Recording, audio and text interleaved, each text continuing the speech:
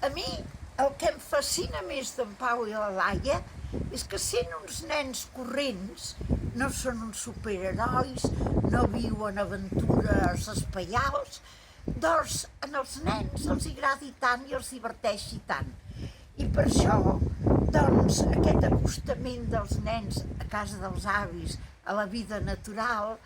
trobo que reflexa una cosa que, quan es dona, és interessant per als nens, però quan no es dona, perquè els avis també són de ciutat, encara podeu fa més interessant, perquè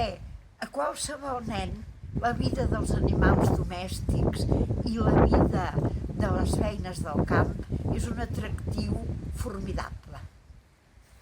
I per això és tan important, no?, que els nostres xics i xiques doncs, sàpiguen el que es fa pagès per tal de